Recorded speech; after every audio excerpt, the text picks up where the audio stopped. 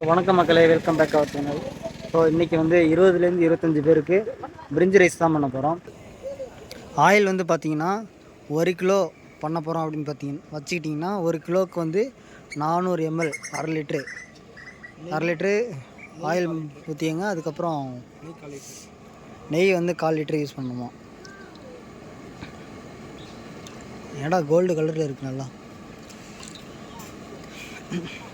இந்த சைடு வந்து பார்த்திங்கன்னா ஒரு தக்காளி வெட்டி வச்சுருக்கோம். தக்காளி, பச்சை மிளகா சென்டரில் கீரி வச்சுருக்கோம். இந்த சைடு வந்து பார்த்திங்கன்னா வெங்காயம், கொத்தமல்லி, இஞ்சி பூண்டு பேஸ்ட்டு அரைக்க கொடுத்தாச்சு. இது வந்து தயிர் பச்சடிக்கு ரெடி பண்ணி வச்சுருக்கோம். மாப்பிள்ளை தான் நமக்கு காய்கறி கட் பண்ணி கொடுத்தது. ரொம்ப நன்றி மாப்பிள்ளை. டால்டா வந்து பார்த்திங்கன்னா எத்தனை எம்எல்னு தெரில, போதுமான அளவு வாங்கிக்கோங்க. இந்த சைடு வந்து பார்த்திங்கன்னா பட்டை, கிராம்பு, லவங்கம், ஏலக்காய் எல்லாமே சேர்த்து வச்சுருக்கோம். அரிசி வந்து பார்த்திங்கன்னா ஒரு 2லேருந்து 3 டைம் கழுவிட்டு ஒரு 10 நிமிஷம் 1/4 மணி நேரம் ஊற வச்சுருங்க. அப்போ தான் உங்களுக்கு வந்து சாப்பாடு வைக்கிறதுக்கு ஈஸியாக இருக்கும். ரைஸ் அரிசி வந்து பார்த்திங்கன்னா எத்தனை கிளாஸ் சாப்பிட்ருக்கோம்? அரிசி 12 கிளாஸ் போட்டிருக்கோம். கரெக்டாக 3 கிலோ 12 கிளாஸ் வந்து பார்த்திங்கன்னா அரிசி போட்டிருக்கோம். அப்போ 24 கிளாஸ் தண்ணி ஊற்ற போகிறோம். அதுதான் அளவு. 1 கிளாஸ் போட்டிங்கன்னா 2 கிளாஸ் தண்ணி ஊற்றணும். அப்போ தான் சாப்பாடு வந்து பார்த்திங்கன்னா கொஞ்சம் நமக்கு ஒரு கரெக்டான டெக்ஸ்சரில் வரும், கிடைக்கும். இன்றைக்கி நான் வந்து எப்படி இருக்குன்றத கடைசியில் பாருங்கள். கரெக்டாக தண்ணி ஊற்றிருப்போம், அதுக்கேற்ற மாதிரி சாப்பாடும் வரும்னு நினைக்கிறோம். கடைசியில் பாருங்கள். 2 பேரும் ட்ரை தான் பண்ணுறோம். ஆல்ரெடி பெரிய செஃப்லாம் கிடையாது, ட்ரை தான் பண்ண போகிறோம். இப்போ வந்து பார்த்திங்கன்னா பட்டை, கிராம்பு, ஏலக்காய், லவங்கம் எல்லாம் எடுத்து வச்சுருந்தோம். அதை மட்டும் போட்டுக்கலாம். எண்ணெய் வந்து பார்த்திங்கன்னா காஞ்சிருச்சு. வெங்காயத்தை போட்டுக்கலாம். போட்டு எல்லாத்தையும் போடு. எல்லாம் போடக்கூடாது, அளவு தான். ஐயோ, சாரி காய்ஸ், அளவு எனக்கு தெரியல. எல்லா வெங்காயம் போடக்கூடாதான். ஆனியன் வந்து பார்த்திங்கன்னா ஓரளவுக்கு ப்ரௌனிஷாக வந்துருச்சு. இந்த டைமில் வந்து பார்த்திங்கன்னா நம்ம தக்காளியோ பச்சை மிளகாவோ சேர்க்க போகிறதில்ல, மிளகாத்தூள் தான் சேர்க்க போகிறோம். பிரியாணி மசாலா வந்து பார்த்திங்கன்னா எதுவுமே எடுத்துகிட்டு வரல. ஸோ அதனால் வந்து தேவையான அளவு மிளகாத்தூள் வந்து பார்த்திங்கன்னா எடுத்து வச்சுருக்கோம். அதுதான் நமக்கு வந்து பிரியாணி மசாலாவும் பிரியாணியோட கலராகவும் இப்போ வரப்போகுது. இஞ்சி பூண்டு பேஸ்ட் வந்து பார்த்திங்கன்னா போட்டாச்சு. பச்சை ஸ்மெல்லும் போயிடுச்சு. அதுக்கப்புறம் புதினா கொத்தமல்லி சேர்த்துருக்கோம். அதுலேயே பச்சை ஸ்மெல் போனதுக்கப்புறம் தக்காளி, பச்சை மிளகா சேர்த்துருக்கோம்.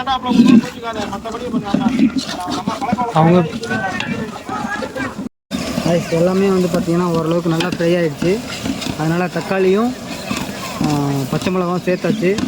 நல்லா அடிப்பிடிக்காத அளவுக்கு நல்லா கிண்டிட்டு கொஞ்சம் நேரம் நல்லா ஃப்ரை ஆகட்டும்.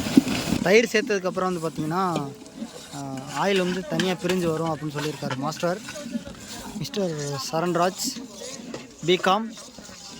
பிகாம் முடிச்சுட்டு இப்போ வந்து இது பண்ணிகிட்ருக்காரு. ரைஸ் அந்த உரம் பார்த்திங்களா, தயிர் போட்டு கொஞ்சம் நேரம் கலரினோடனே ஆயில் வந்து பார்த்திங்கன்னா நல்லா பிரிஞ்சு வந்துருச்சு. பிரியாணி மசாலா பட்டை, கிராம்பு, லவங்கம், ஏலக்காய் எல்லாமே சேர்த்து மிக்ஸ் பண்ணி அரைச்சி வச்சுருக்கோம்.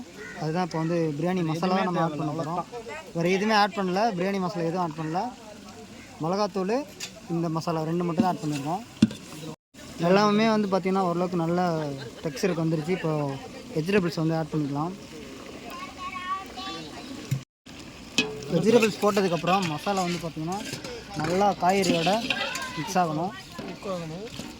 அதனால நல்லா கிண்டி விட்டுக்கலாம். ரைஸ் மதியம் விரதத்துக்காக எங்களுக்காக சாம்பார், ரசம், முட்டைக்கோஸ் பொரியல், அப்பளம், பாயசம் எல்லாமே சமைச்சவர் பேர் தான். All credits goes to mister Vignesh. இவர் வந்து ஆல்ரெடி தெரியும் நிறைய பேருக்கு.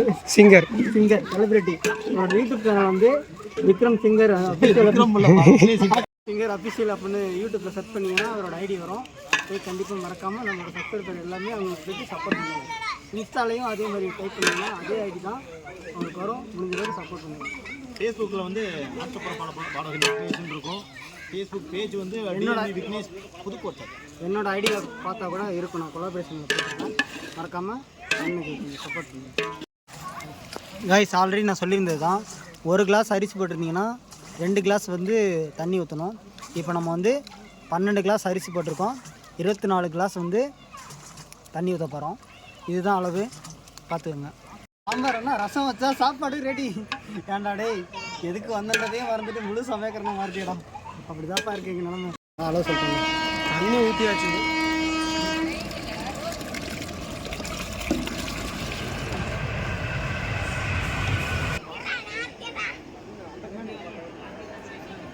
சாரன் இப்படி வச்சுக்கணும். இது போட்டிங்கன்னா உங்கள் மேலே தெரிக்காது. அதனால் எப்பயுமே இப்படி பண்ணுறது. அது மேலே நீங்கள் அப்படியே கொட்டினீங்கன்னா உங்கள் மேலே தெரியும். அது பாட்டுக்கு அரிசி பாட்டுக்கு உள்ள அது பாட்டுக்கு போகும். பரவாயில்ல. ஆயில் வந்து கரெக்டான லெவலில் போட்டனால பார்த்தீங்களா ஆயிலாம் வந்து நல்லா பிரிஞ்சு வந்திருக்கு.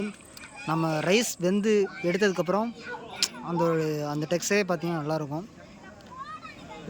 தண்ணி ஓரளவுக்கு வத்திருச்சு. இந்த டைமில் வந்து பார்த்திங்கன்னா அப்படியே விட்டுறக்கூடாது, கீழே அடி பிடிச்சிரும். ஸோ வந்து கிண்டிக்கிட்டே இருக்கணும் லைட்டாக.